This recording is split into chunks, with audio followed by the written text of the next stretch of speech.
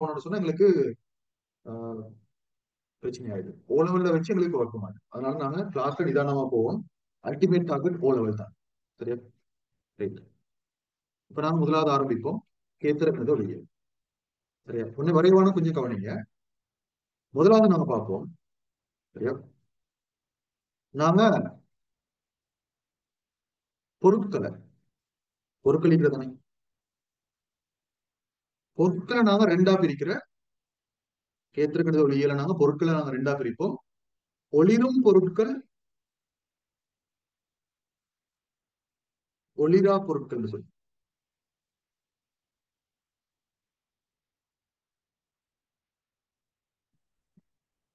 சரியா? இப்படி நாங்க ரெண்டா பிரிக்கிறோம். அப்ப ஒளிரும் பொருட்கள் என்ன? ஒளிரும் பொருட்கள் சொன்னால் சிம்பிளா சொல்ல போனா ஆஹ், ஒளிக்கதிர்களை பிறப்பிக்கக்கூடிய பொருட்கள். அதை நம்ம ஒளிரும் பொருட்கள் சொல்றோம். ஒளி ஒளிக்கதிர்களை பிறப்பிக்கும் பொருட்கள் தான் நாங்க சொல்றேன் ஒளிரும் ஒளிரும் பொருட்கள் சொல்றோம். சரியா? அதே நேரத்துல ஒளிரா பொருட்கள் சொன்னா இதுக்கு அப்படியே ஆப்போசிட். இதுக்கு அப்படியே எதிர்ப்பதான் ஒளிரா பொருட்கள். என்னது? ஒளிக்கதிர்களை பிறப்பிக்காத பொருட்கள் நாங்க சொல்லுவோம். ஒளிக்கதிர்களை பிறப்பிக்காத பொருட்கள் ஒளிரா பொருட்கள்.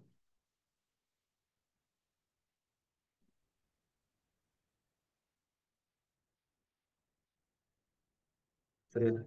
அப்ப ஒளிரும் பொருட்கள் ஒளிரும் பொருட்கள் வந்தா ஒளிக்கதிர்களை பிறப்பிக்கக்கூடிய பொருட்கள். உதாரணமா சொல்லுவோம். ஒளிரும் பொருட்களுக்கு உதாரணம் சொல்லுவோம். ஒன்று மின்குமிழ். மின்குமிழ்கள்ல ஒளிக்கதிர்கள் பிறப்பிக்கப்பட்டு வருது. அங்கதான் ஒளிக்கதிர்கள் உருவாக்கப்பட்டு வர. ரெண்டு, சூரியன் ஒளிக்கதிர்கள் பிறப்பிக்கும். அப்ப இது ரெண்டும் எங்களுக்கு ஒளிரும் பொருட்களாக சொல்ல முடியும். இப்ப மின்குமிழ்கள்லயும் பல விதமான மின்குமிழ்கள் இருக்கிறதானே, எல்லாமே ஒளிரும் பொருட்கள் தான். அது மாதிரி இப்ப ஒளிரா பொருட்கள் எடுத்தாண்டா உதாரணமாக நாங்க சொல்லுவோம் மேசை. சரியா? கதிரை, பேனை, இங்கெல்லாம் ஒளிக்கதிர்கள் உருவாக்கப்பட்டு வருதா? இல்லதானே? ஒருத்தர் சொல்றாங்க சார், சார் அந்த பேனையிலும் அந்த பல்ப் வர பேனை இருக்கிறதானே என்னாலும் ஒன்று சொல்லி விட்டுருக்குல்ல. சிலத்துக்கு அப்படியே சொல்லிக்கிறாங்க சார், பேனையில பல்ப் வரையும் சார் சிலத்துக்கு, அப்ப அதுல இருந்து ஒளி வரதானே அப்படி. நல்லா கிடைக்குமோ? நல்லா கிடைக்குமோ? தேனீல தேனீல இருந்து வரக்கூடிய ஒளி பேனையில பிக்ஸ் பண்ணி வச்சிருக்கிற மின்குமிழ்ல இருந்து வர ஒளி. மின்குமிழ் தான் எனக்கு ஒளிரும் பொருள், பேனே அல்ல. சரியா? அப்ப ஒருத்தர் சொல்லலாம் சார், சந்திரன் வரையலாம், ஒளிரும் பொருட்களுக்கு சந்திரன் வரையலாம், நட்சத்திரங்கள் வரையலாம். சரி. நட்சத்திரங்கள் உண்மையிலே இப்ப பாருங்க, சூரியன் ஒரு நட்சத்திரம். சரியா?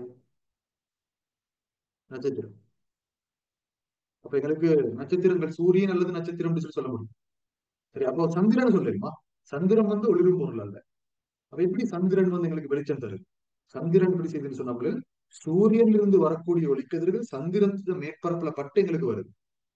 அதனால சந்திரன்ல இருந்து வார மாதிரி எங்களுக்கு விளங்குது. சரியா? சந்திரனும் ஒரு ஒளிரா பொருள் உடனே. அப்ப ஒரு வேலை செய்யும், பொருட்களை ரெண்டா பிரிச்சு ஒளிரும் பொருட்கள், ஒளிரா பொருட்கள். ஒளிரும் பொருட்கள் என்ன உதாரணம், ஒளிரா பொருட்கள் என்ன உதாரணம் எழுதுங்க பாப்பா அவசரம்.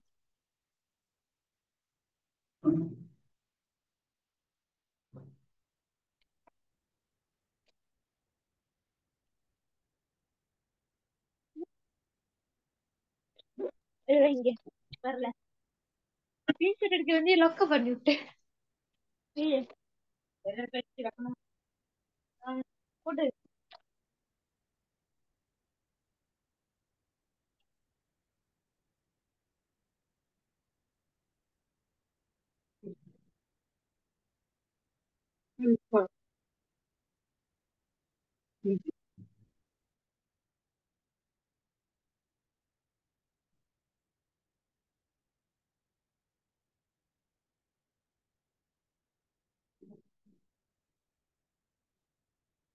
இருக்காங்க.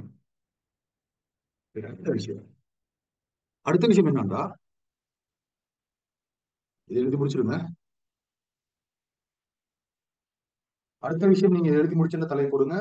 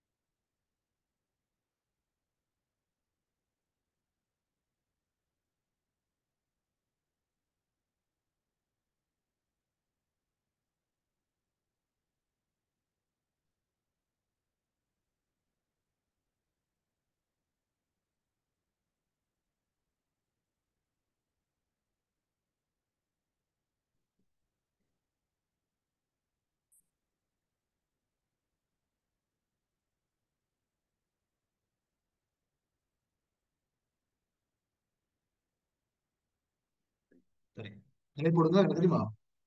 ஆஹ்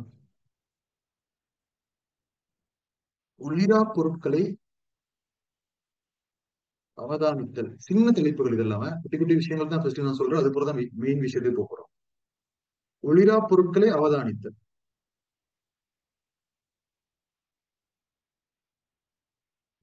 சரியா? அப்படின்னு ஒரு சின்ன தலைப்பு போடுங்க.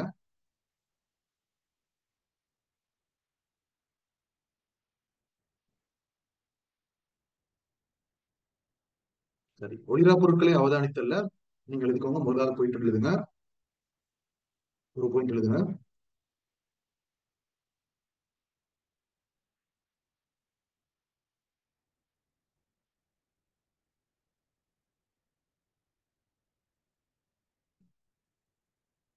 ஒளிரா பொருள் உண்டு.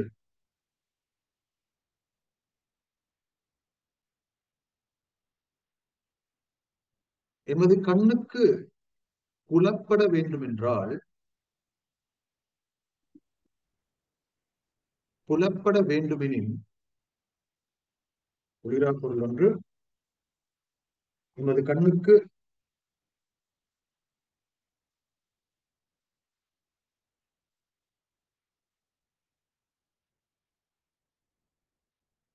புலப்பட வேண்டுமெனில் எமது கண்ணுக்கு புலப்பட வேண்டும் என்ன எமது புலப்பட வேண்டும் சொல்லி போட்டு எமது கண்ணுக்கு புலப்பட வேண்டுமெனில்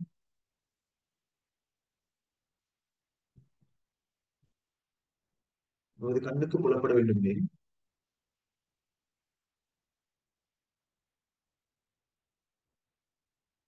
ஒளிரும் பொருளில் இருந்து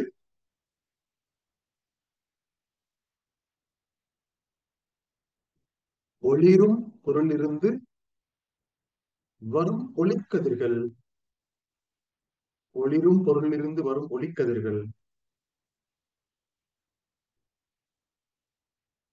அவ் ஒளிரா பொருளில் பட்டு அவ்வொரு ஒளிரா பொருளில் பட்டு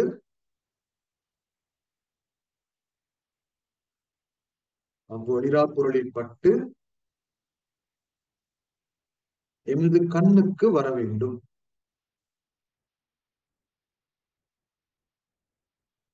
எமது கண்ணுக்கு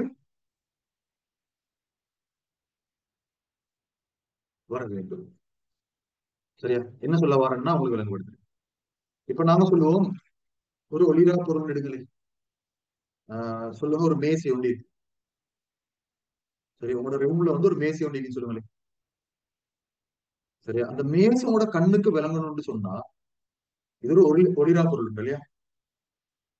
ஒளிராத ஒரு பொருள் ஒன்றுதான் மேசைன்னு சொல்றது. ஒளிக்கதிர்களை உருவாக்குமா? இல்லதானே? சரியா?